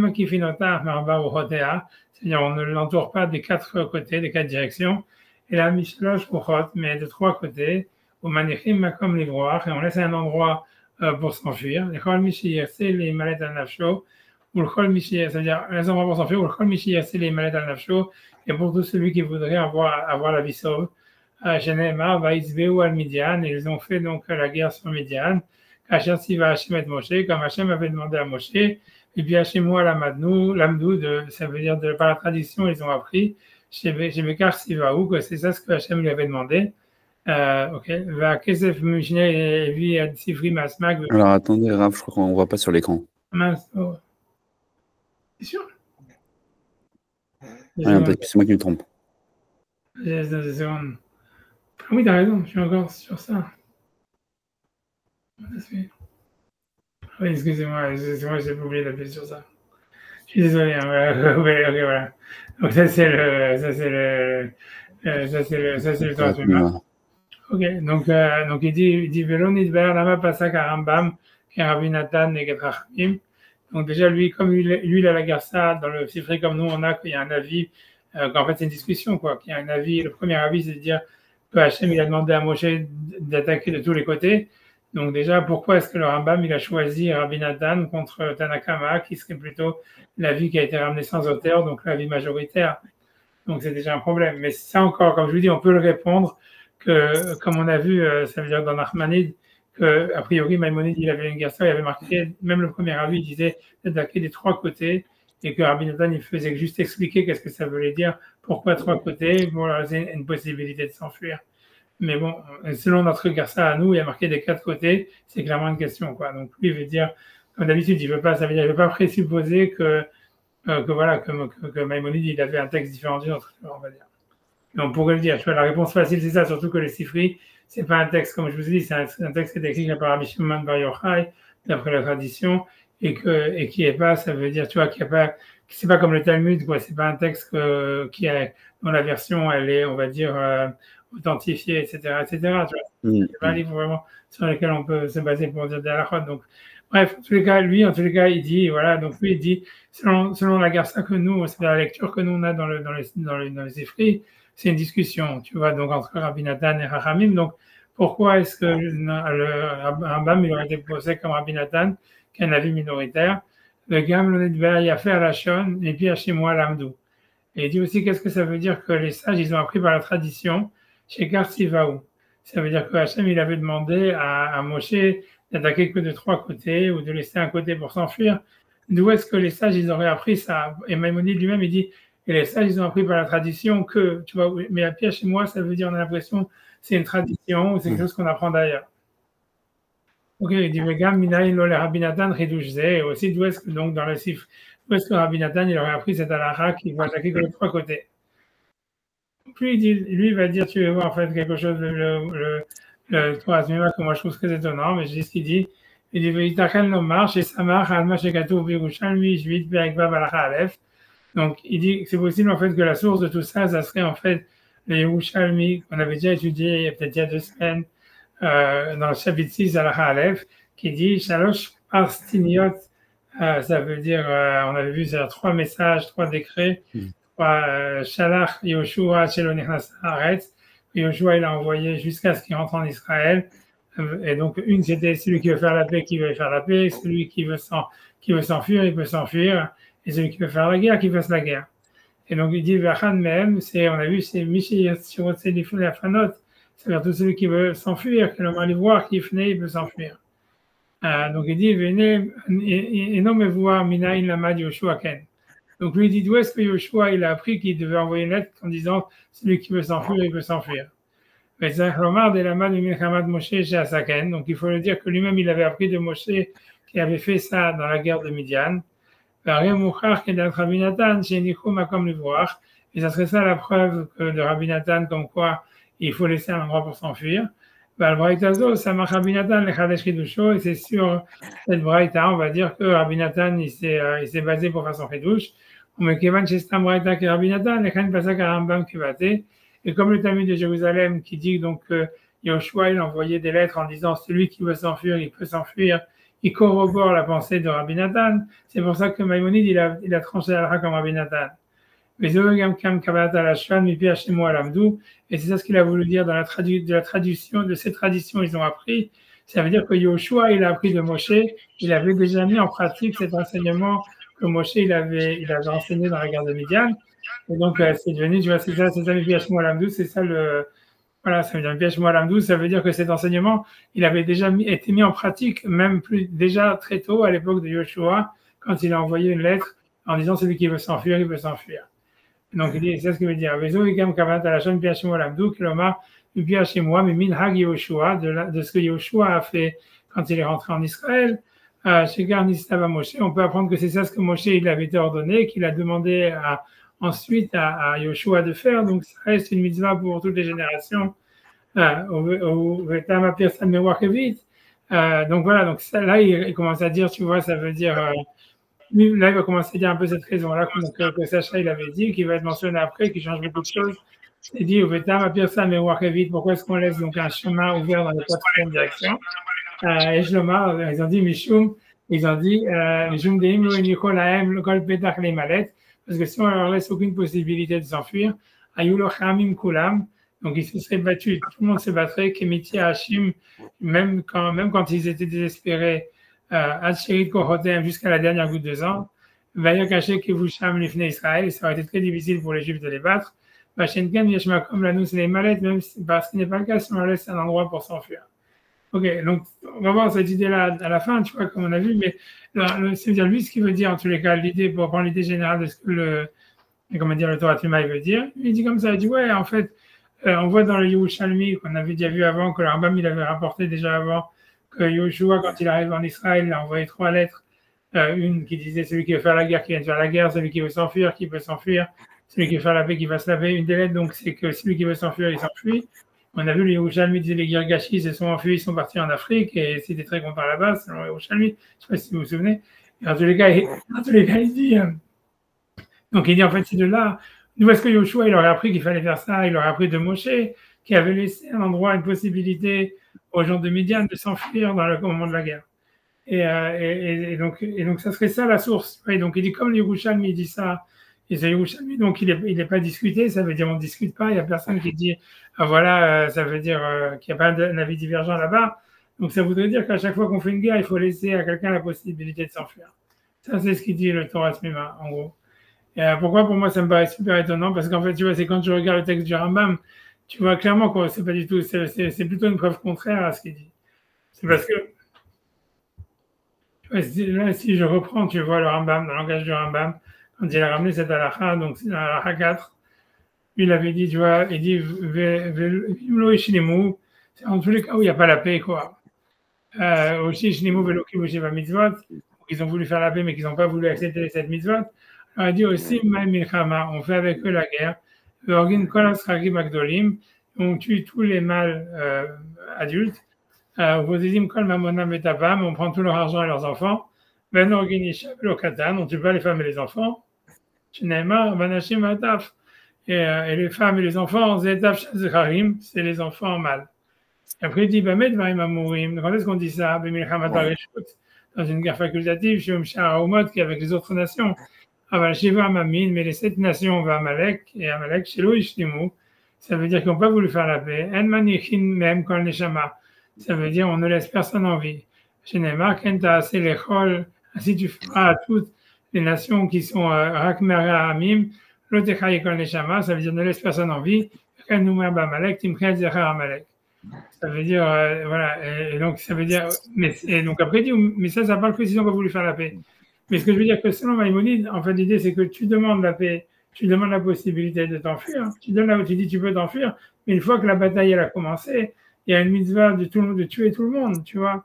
Ça veut dire, c'est pour ça que c'est pas du tout comme le Yerushalmi, etc. C'est-à-dire, le Yerushalmi dit, ouais, Yoshua, il a envoyé des lettres pour dire, demander la paix, ou pour dire celui qui veut s'enfuir, qui s'enfuit, etc. Mais c'est avant que la bataille, elle commence, avant que le siège, il commence, une fois que, tu vois ce que Maïmonide dit, une fois que les autres, ils ont déclaré la guerre, tu rentres dans le processus où tu dois laisser personne en vie, tu vas commencer la guerre des 7 nations, avec les 7 nations, etc. Donc, tu vois, ça veut dire, sinon, tu vois, ça fait pas sens, tu vois, ça veut dire, on voit bien que Maïmonide dit, c'est une possibilité qu'on leur donne avant la guerre, tu vois, mais pas une fois que la guerre a commencé. Une fois que la guerre a commencé, on ne dit pas, enfin, c'est le feu et tout va bien. Tu vois, ça veut dire, c'est une fois que la guerre a commencé, ça va, on va jusqu'au bout, parce que tu vois, sinon c'est trop facile, tu vois ce que je veux dire, à chaque fois, le type va dire, ok, l'équipe perd, il va dire, ok, je demande un cessez-le-feu. Tu vois, et ça veut dire, et tu vois, donc, mais voilà, donc ça veut dire, c'est pas du tout comparable, ça ne peut pas être à la source de la halakha. Ça veut dire, entre la possibilité de laisser la possibilité de s'enfuir avant que la guerre commence, et de laisser la possibilité de s'enfuir pendant la guerre, puisqu'on voit que, justement, une fois que les gens n'ont pas accepté la paix, alors on doit faire la guerre jusqu'au bout. Et donc, c'est pour ça, pour moi, ça me paraît vraiment une source, tu vois, comment dire, tu vois, une source un peu, tu vois, ça veut dire difficile, etc. Et tu vois, alors moi, donc, bref, je vais donner une autre interprétation.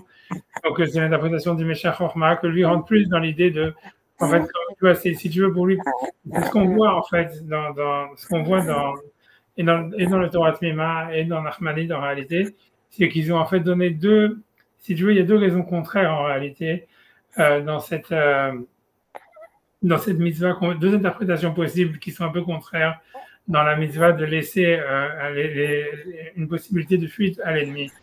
L'une, ça peut être un truc humanitaire, disant voilà, on veut pas tuer des gens, etc. On veut laisser les gens qui veulent s'enfuir rester en vie.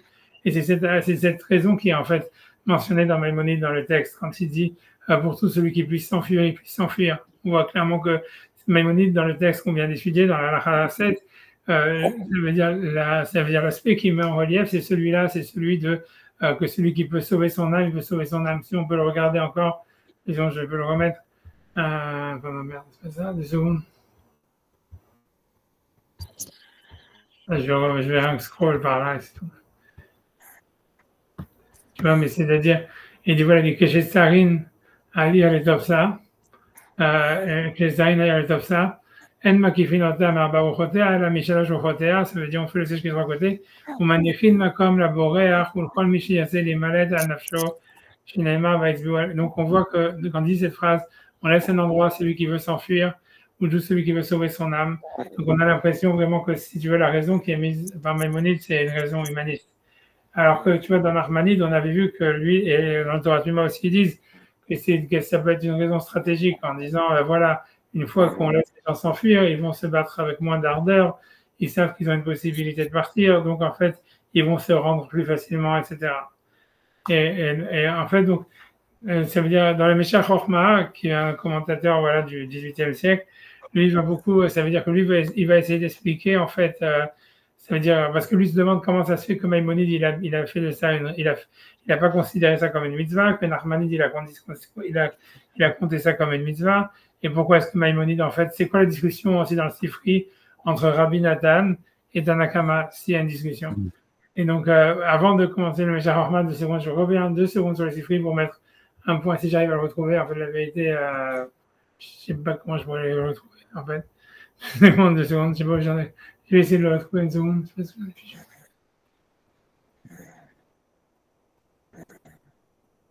Deux secondes. Sur Dvarim, vous l'avez trouvé peut-être. Ouais, non, je sais plus. Je l'ai ici. Voilà. Il est revenu. Voilà, donc ça, c'est le Sifri. 2 secondes, je vais simplement, parce qu'avant de dire, donc ça, c'est la marloquette, mais c'est-à-dire que simplement, je veux dire, parce que, en fait, le Meshach Chochma, c'est une introduction très courte. Il remarque que dans le Sifri, donc, il y a cette discussion entre Rabbi Nathan et Tanakama, à savoir, est-ce qu'ils sont encerclés de tous les côtés, ou bien simplement de 3 côtés. Et en fait, il dit avant, si tu regardes, il y a une autre discussion entre Rabbi Nathan et Chachamim, en ce qui concerne cette guerre de Midian. Et c'est quoi cette discussion? Il faut que je la retrouve. Elle est là. C'est ici. C'est-à-dire qu'en ce qui concerne, tu vois, la guerre, tu vois, si tu regardes dans les versets, quand on dit qu'il y a 12 000 juifs, soldats juifs, qui sont en fait à la guerre, en fait, dans le verset, il y a marqué Vaïmaseu me'alfei Israël. Et ils ont été transmis des myriades d'Israël. Alors la question, le Sifri, il va amener une discussion à savoir est-ce que les soldats sont partis volontairement à la guerre ou bien ils ont été forcés d'y aller. Ça veut dire puisqu'il fallait choisir 12 000, est-ce que ces 12 000 ils ont été volontaires ou bien est-ce qu'ils ont été, si tu veux, désignés par les autres.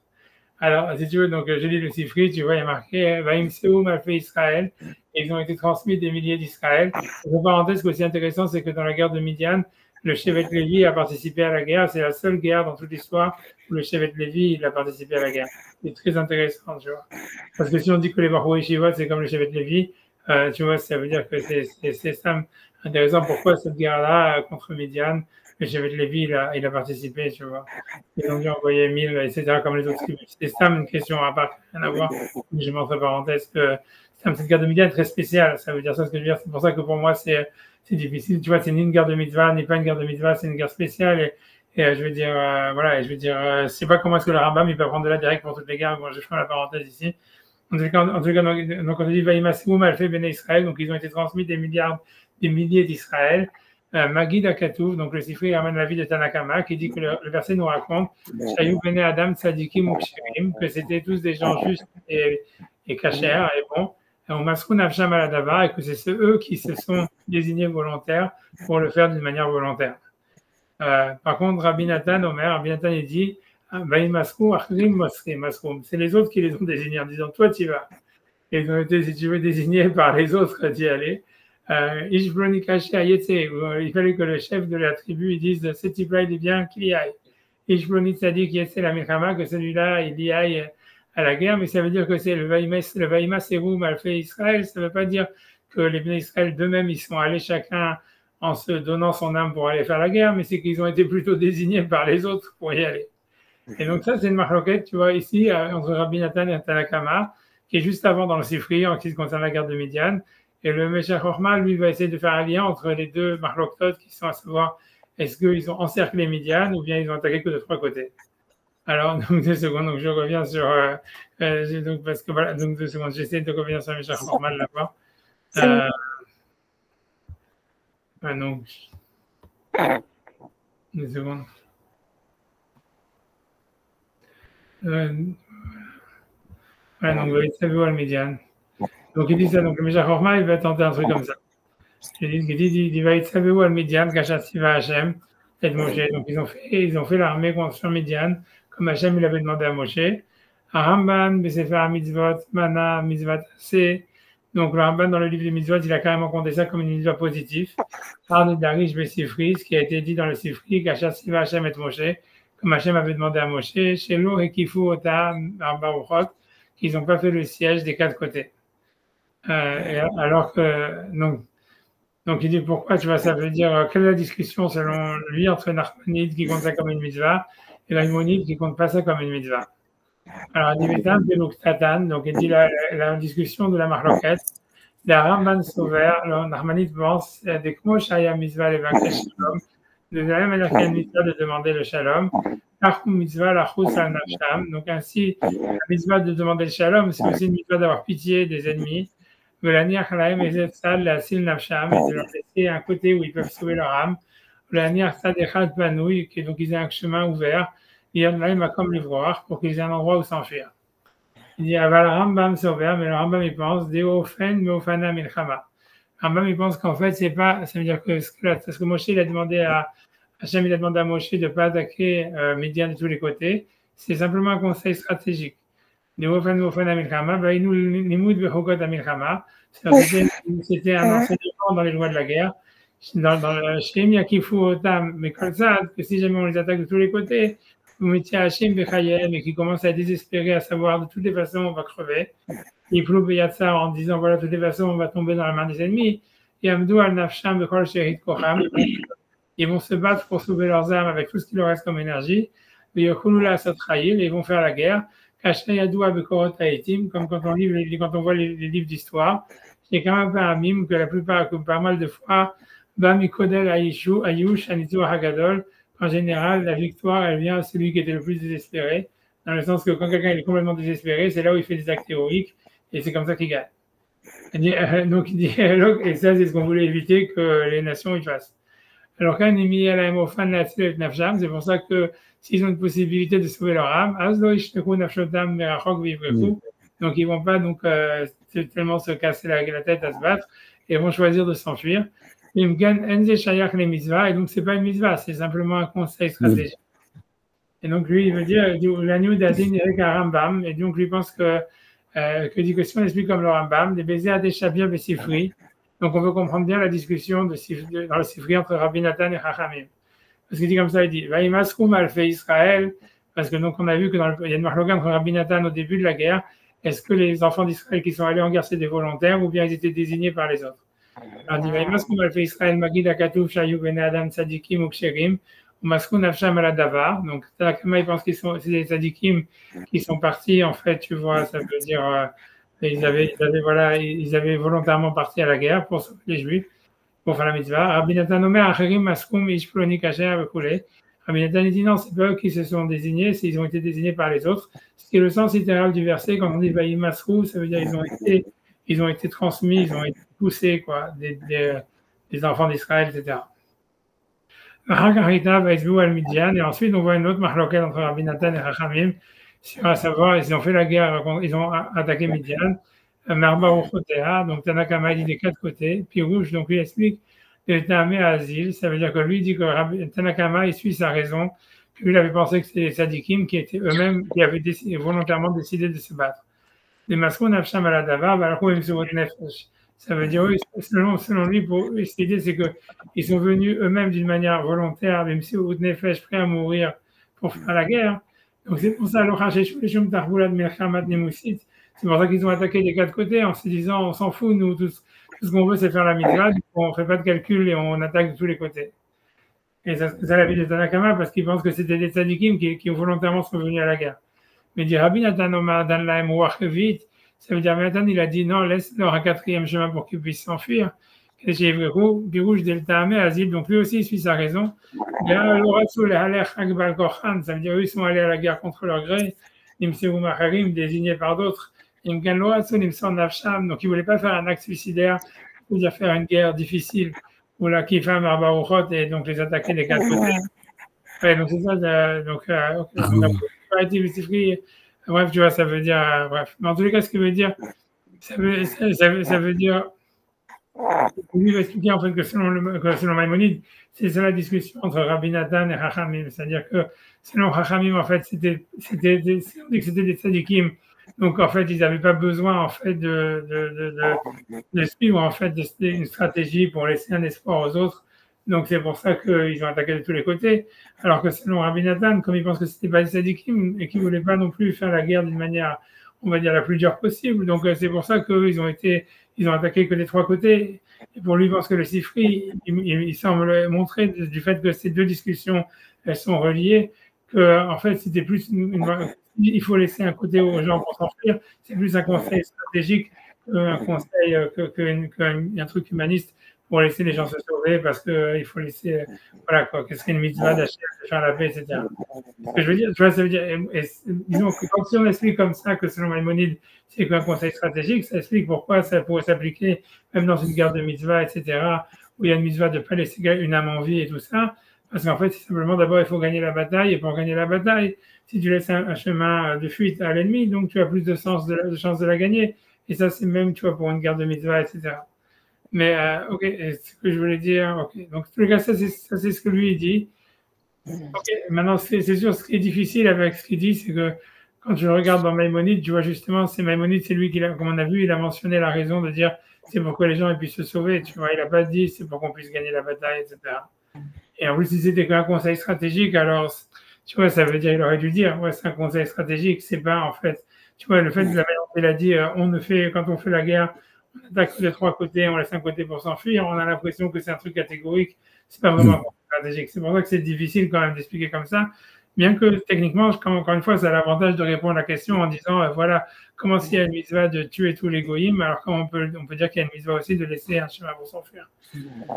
Après ça, simplement pour dire que tu vois ce qu'il ramène à la fin dans il s'est fait Melachim, c'est l'histoire d'un roi qui a fait des tribus qui n'étaient pas spécialement un tzaddik a priori, et que tu vois, donc là-bas, on dit qu'il a en fait, il a massacré toute une ville entièrement de goïms, qui n'avaient pas voulu se rendre, et qu'il avait en fait, ça veut dire, il avait pris toutes les femmes qui étaient enceintes, il leur avait ouvert le ventre à part ça, tu vois. Et ça veut dire, mais je pense que tu vois, donc je me suis demandé pourquoi est-ce que lui ramène ça. Et quand tu regardes le truc, tu vois là-bas, ça veut dire c'était, on peut regarder, hein, c'est 2 secondes, c'est Melachim Betedvav. C'est 2 psukim, tu vois, simplement. Je vais essayer de le retrouver comme ça, 2 secondes.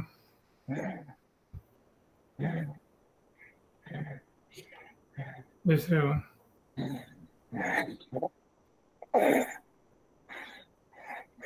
Ça ne me plante pas.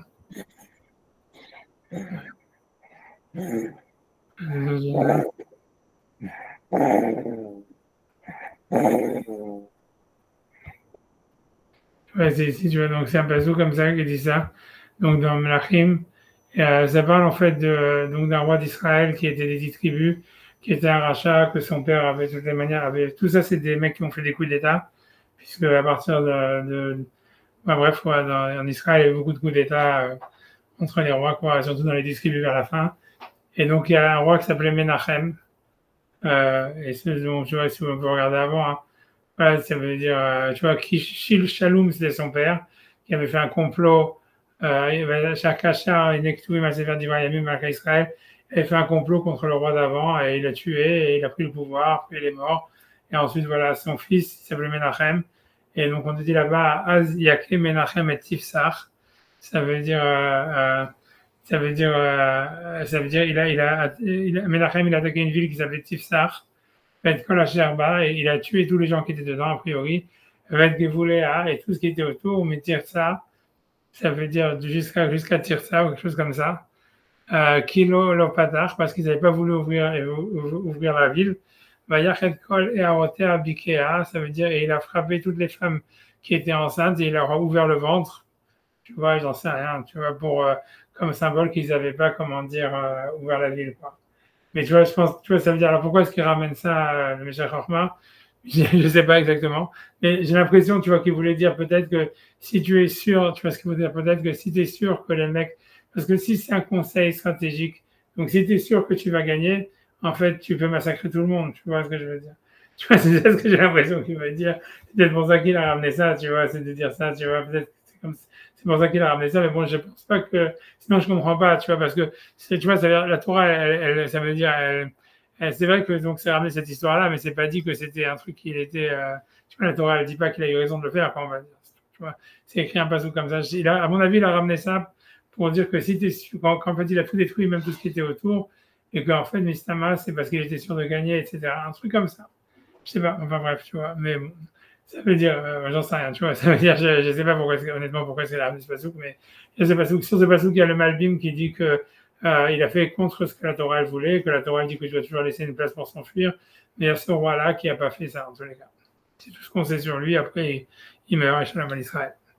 Et tu vois, après ça, tu vois, donc après ça, je pense, hein, tu vois, ça veut dire, tu vois, puisqu'on te dit Menachem Ben Gedi, c'est encore un autre, tu vois.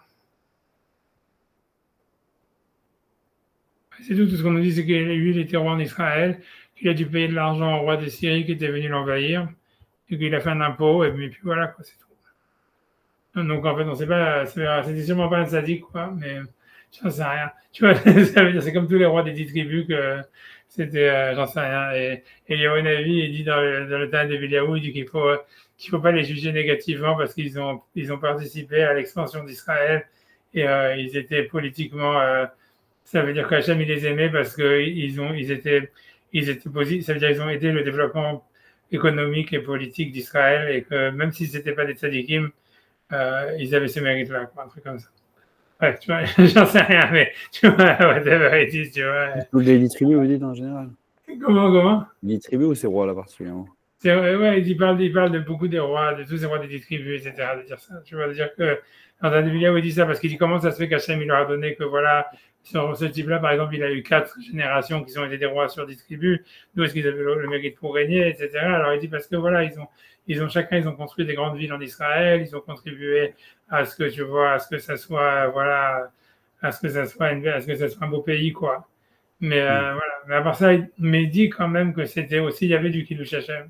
Ça veut dire, tu vois, il semble dire là-bas dans plein de textes là-bas, tu vois que si tu veux, ces rois-là, ils cherchaient vraiment, ils cherchaient beaucoup de contacts avec les non-juifs, et que, en fait, si tu veux, eux, ils amenaient des non-juifs pour qu'ils leur apprennent la culture non-juive.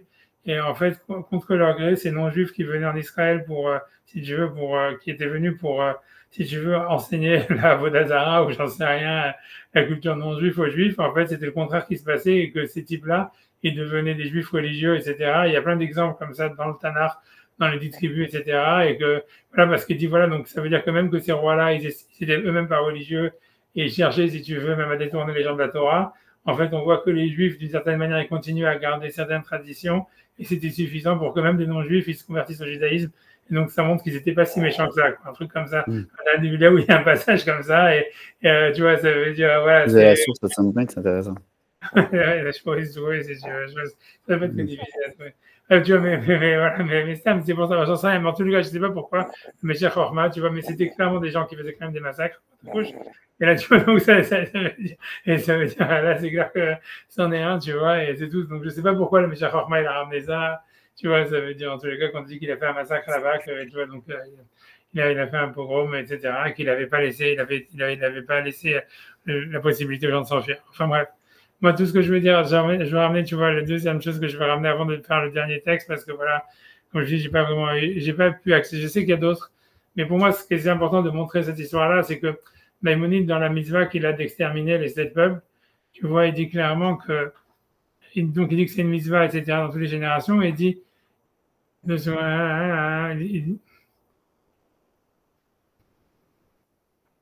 voilà, quand il parle sur la mitzvah d'exterminer les sept peuples, que c'est la mitzvah positive, je ne sais plus, 187, il dit, Aval Novek Bechol Dor Vador, ça veut dire, ça reste une mitzvah pour toutes les générations, Kolzman Shinimsa Misera Amalek, mitzvah Lachito, c'est une mitzvah donc de le détruire, Mechen Larok Shiva Mamin, et de détruire aussi les sept nations, Ulavdam, voilà, de les détruire, si vous, Ulavdam, si vous, Nistavinubo, Milkamat Mitzvah, donc c'est une mitzvah donc de faire la guerre contre eux, etc. Et il dit ça veut dire on a une mitzvah de chercher derrière eux, ou le roi de femmes, et de les poursuivre, et tu vois, les poursuivre, les persécuter, le Chol Dorvador dans chaque génération, jusqu'à ce qu'ils soient exterminés, et qu'il n'en reste pas un seul être vivant. Et donc, tu vois, et donc pour moi, tu vois, ça veut dire, l'histoire, c'est que tu vois, on voit bien que Maïmonide, il pense que c'est une mitzvah vraiment de détruire, tu vois, ces nations. Donc pour moi, c'est vraiment difficile de comprendre pourquoi est-ce qu'on pourrait leur laisser un endroit pour s'enfuir, quoi. C'est vraiment contradictoire, c'est une mitzvah de truc. Tu vois, c'est pour ça, la seule manière qu'on ait de dire, c'est de dire, ok, c'est une mitzvah de les détruire, mais en fait, comme ici, c'est très contre-productif au niveau du combat, donc en fait, ça fait que en combat, tu le fais pas, tu vois, un truc comme ça, tu vois. Moi, j'aurais même pensé d'une manière plus objective qu'on a l'impression que c'est-à-dire que c'est possible qu'il y ait une mitzvah en fait voilà d'éradiquer Amalek ou d'éradiquer ces sept nations que c'est enfin une sorte d'épuration ethnique, mais en fait le truc c'est que tu le fais pas pendant la guerre quoi. C'est comme si tu vois en fait quand il y a la guerre alors tu restes avec tu vois les trucs que tu laisses un endroit pour s'enfuir etc. Parce que la guerre, c'est un autre système, tu vois. C'est un peu comme si, tu vois, dans la guerre, il faut garder des lois, il faut garder, tu vois, de la retenue, quelque chose comme ça. Tu vois, surtout selon ce que Narmanidi dit, que, tu vois, l'idée, c'est de ne pas devenir cruel, quoi. C'est comme si, tu vois, en fait, ça veut dire que tu fais la guerre, mais il faut pas que ça t'influence pour que tu deviennes toi un animal. Et donc, il faut garder de la retenue. Qu'on va voir, tous les halakhot qu'on va voir par la suite, c'est, tu vois, c'est les mitzvot de pas détruire les arbres fruitiers quand on fait le siège d'une ville, de pas assécher l'eau, tu vois, pour quand on fait le siège d'une ville. Donc, on va voir qu'il y a, si tu veux, il y a une sorte de retenue dans la guerre qu'on ne demande pas, en fait.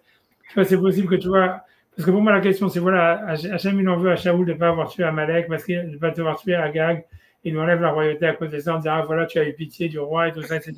Et si on te dit, ouais, il faut leur laisser un endroit pour s'enfuir et tout. Bon, déjà, la vraie question, c'est pourquoi ils ne sont pas enfuis. Honnêtement, c'est la vraie question. Je me dis vraiment, c'est vraiment des imbéciles, tu vois. Je veux dire, ça veut dire, ça, c'est la vraie question pour moi. C'est si jamais il y a un halakha comme ça que tu peux t'enfuir et tout ça, et qu'on te laisse un endroit pour t'enfuir, pourquoi ils ne sont pas enfuis? Qu'est-ce que le mec, il est resté là-bas, planté comme un, tu vois, comme un truc, tu vois, je sais pas. Moi, ça, c'est la vraie question, tu vois. Ça m'a toujours pensé à, c'est un truc hors sujet, mais c'est ce qu'il dit le Sharet Shuvah quand il commence le Sharet Shuvah, il dit, quand il parle sur la mise de Teshuvah, il dit, voilà, il dit la teshuva, c'est Hachem, il te donne une possibilité, quoi que tu fasses, toujours, tu as une misère de faire teshuva, et si tu fais teshuva, Hachem, il te pardonne. Et il dit, mais ne crois pas que c'est quelque chose, tu vois, qui est simplement positif pour toi, c'est aussi quelque chose de négatif.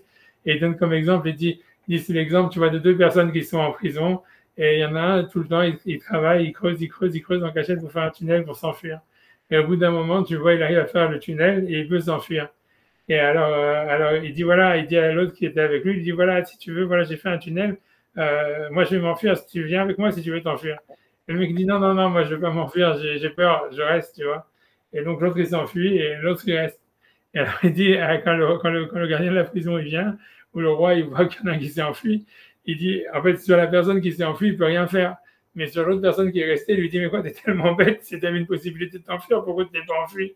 Et en fait, tu vois, il va le punir pour l'autre, en fait. Et il dit donc c'est la même chose, Hachem nous donne la teshuva. La teshuva, c'est comme c'est un tunnel qui nous permet de nous enfuir.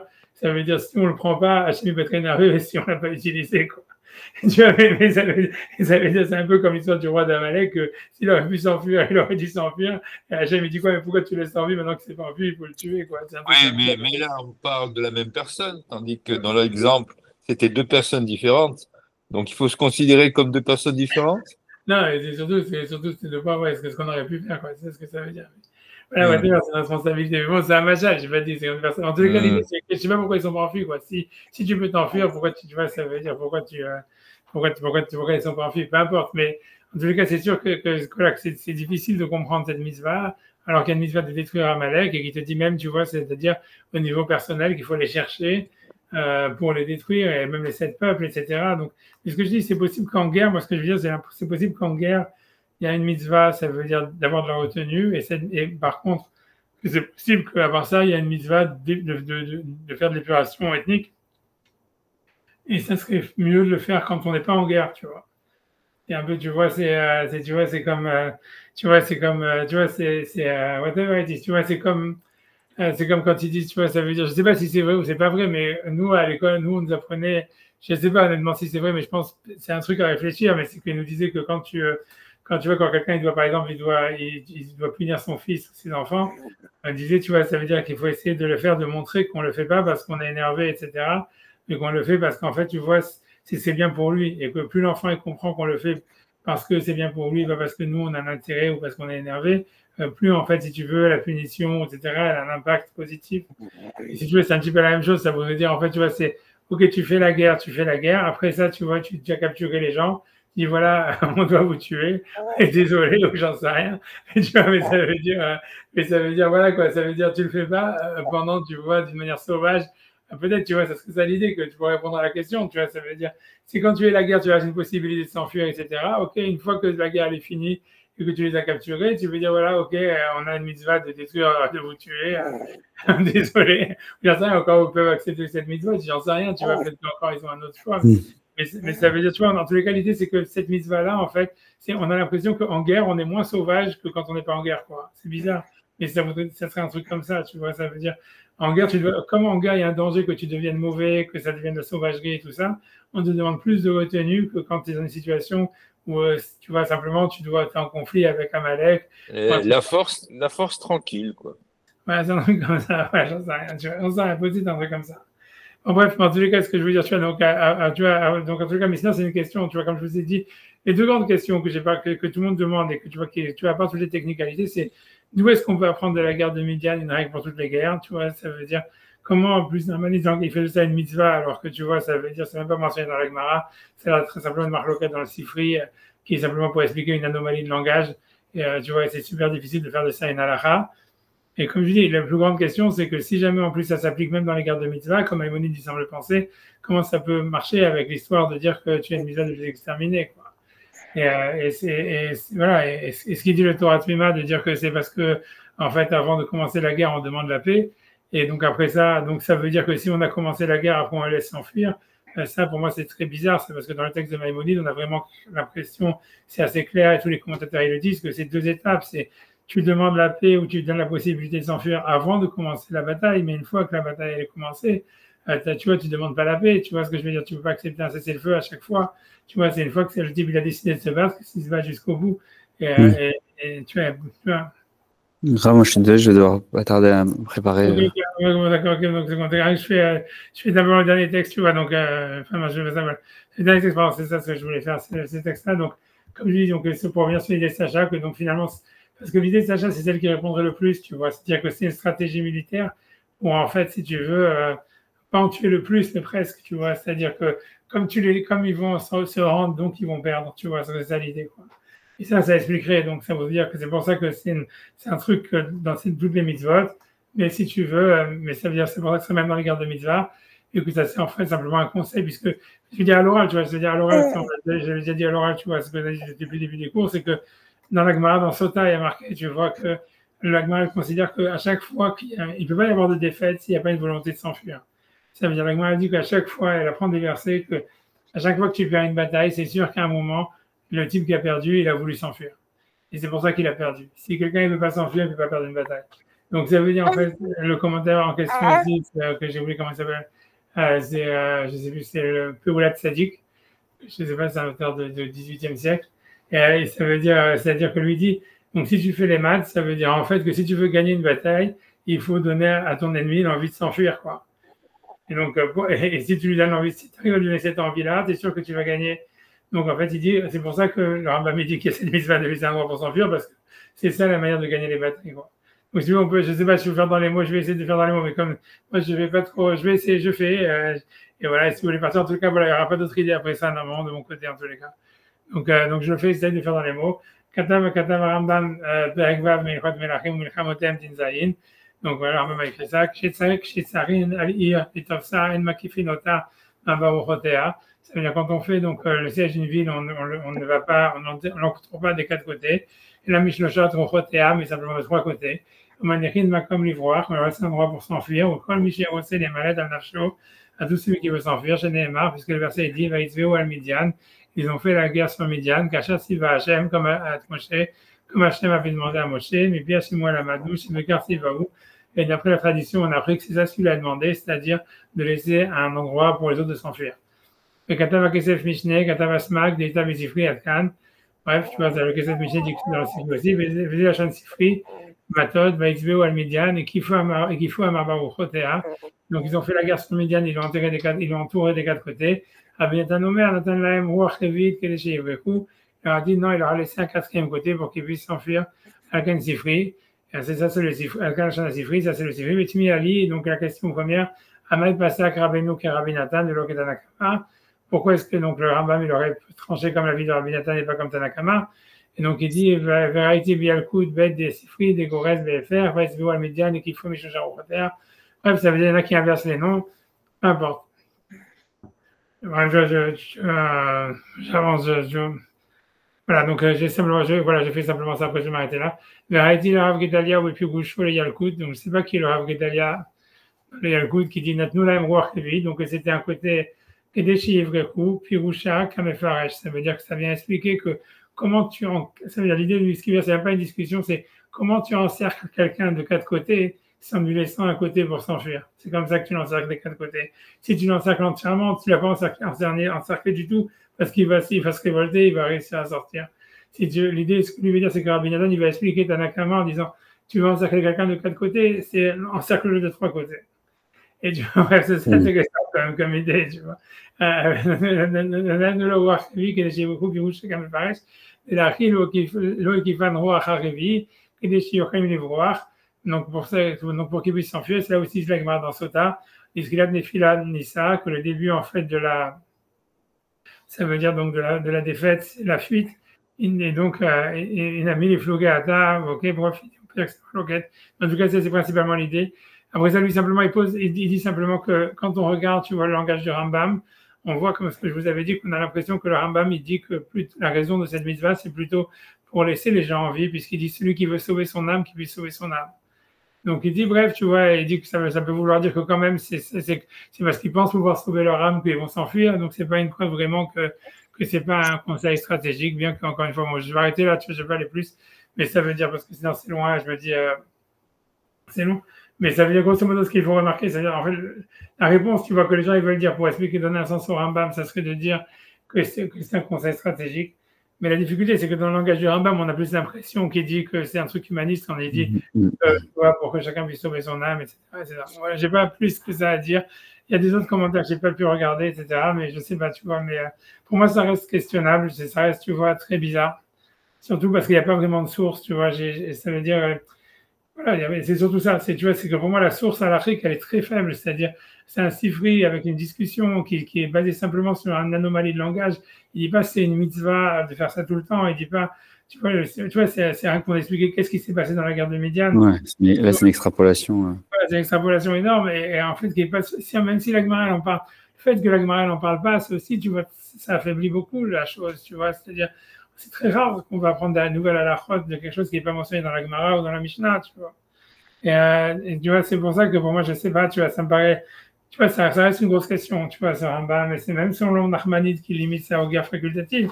Même dans une guerre facultative, c'est difficile de sortir une mitzvah comme ça du chapeau, tu vois, de rien, tu vois. Et c'est pour ça, a priori, la réponse à ce que dire, comme je vous ai dit, c'est que le Rambam, il pense que c'est impossible que la Torah demande des pogroms, tu vois, on a l'impression comme ça. Et c'est bizarre, tu vois, ça veut dire, ouais. On a l'impression, ça veut dire parce que c'est sûr que le Rambam, lui, il a un sens, d'un côté, il n'est pas humaniste, et ça se voit, tu vois, c'est-à-dire, on voit que, tu vois, ça veut dire, parce que, tu vois, plein de fois, il dit des trucs, ouais, il y a un passage très connu dans Maïmonide quand il parle le Pirouche des Mishnayot, où il commence à dire, il y a une hiérarchie entre les humains, et ça veut dire, il y a une race des gens que, tu vois, qui sont supérieurs, les Juifs, c'est une race supérieure, et c'est normal que les non-Juifs, ils sont en dessous, et que, truc bidule. Mais quand il dit ça, tu vois, mais ça veut dire, on a l'impression, parce que là-bas, il dit ça en ce qui concerne l'argent. Là-bas, ce Rambam, il dit ça quand il va expliquer la Mishnah, qui dit qu'un taureau d'un juif qui a encore né un taureau d'un non-juif, on est exempt de paiement. Et si un taureau d'un non-juif qui a encore un taureau non-juif, il doit payer quoi qu'il arrive. Et il explique, voilà, comment tu peux comprendre ça, c'est pas juste. Il dit non, il y a une hiérarchie parmi les êtres humains. Et c'est normal que, si tu veux, ceux qui sont non-juifs, ils aident les juifs, et que voilà, qu'ils sont considérés comme en dessous, quoi. Mais il dit pas au point où on peut les tuer, tu vois ce que je veux dire. Mais ce que je veux dire, c'est, à mon avis, à part ça, mais c'est sûr que le Rambam, il pense beaucoup qu'il y a une hiérarchie, etc. Pour lui, c'est super important de la reconnaissance de la hiérarchie. C'est pour ça aussi qu'il pense comme ça. C'est pour ça que les femmes, elles l'aiment pas, parce qu'il pense aussi que les hommes sont au-dessus des femmes, etc., etc. Mais tu vois, mais ça veut dire, mais que pour lui, c'est important, tu vois, ça veut dire. Mais ce que je pense que, à mon avis, l'idée de ce que le Rambam, il veut dire, c'est que, c'est pour ça qu'il dit oui, il y a la mitzvah de détruire tous les goyim, etc. Ça veut dire qu'ils sont en Israël et tout ce que tu veux. Mais je pense que l'idée pour lui, c'est qu'il faut leur laisser une chance. Tu vois, c'est-à-dire, cette hiérarchie, elle est basée sur le libre arbitre, elle est basée par rapport à celui qui a fait le bon choix, qui est au-dessus de celui qui a fait le mauvais choix. Et tu vois, ça veut dire, mais que si jamais la personne, tu vois, elle n'a pas eu le choix, alors tu peux pas lui dire, il est en dessous, tu vois, parce qu'il est en dessous, parce qu'il est né en dessous. Ouais, c'est pour ça qu'il veut dire, tu vois, c'est pour ça qu'il dit, d'abord, on leur demande le shalom, on leur demande est-ce que vous voulez accepter les mitzvot des Noirs. C'est que s'ils refusent, tu vois, qu'on doit les exterminer. Alors, tu vois, la même chose ici, tu vois, tu vois, c'est-à-dire, si quelqu'un veut s'enfuir, laisse-le sens, tu vois, ça veut dire, ok, il s'enfuit, etc. Mais c'est pour ça, tu vois, c'est un humanisme sur le fait de celui, tu vois, ça veut dire, un type, il doit être, ça veut dire, c'est normal que quelqu'un qui fasse le mauvais choix, il paye, tu vois, d'avoir fait le mauvais choix et même qu'il doit mourir parce qu'il a fait le mauvais choix. Mais en fait, tu vois, si quelqu'un n'a pas fait ce choix, ça veut dire, on doit laisser le choix à la personne au maximum, tu vois. Et donc, ça veut dire, ok, d'abord, on demande s'il va accepter cette mitzvah noire. Même si on commence la guerre, ok, on peut pas demander un cessez-le-feu au milieu de la bataille, on doit terminer la bataille jusqu'au bout. On laisse un endroit pour s'enfuir. Si jamais quelqu'un il veut décider de s'enfuir, on laisse encore une chance, tu vois, de prendre la bonne décision, tu vois, un truc comme ça, tu vois. Wow. Ça va d'être un truc comme ça, tu vois. C'est une infériorité d'État, enfin, de fait, c'est une infériorité vraiment de... Ouais, parce que ça, tu vois, que Rambam, il pense beaucoup comme ça, tu vois, il pense beaucoup comme ça. Il pense beaucoup, tu vois, qu'en fait, c'est vrai qu'il y a une hiérarchie, qu'il y a un bon choix et un mauvais choix, que celui qui a fait le bon choix, il est au-dessus de celui qui a fait le mauvais. Et ça veut dire qu'il faut assumer ça. Et le pire, c'est de ne pas l'assumer.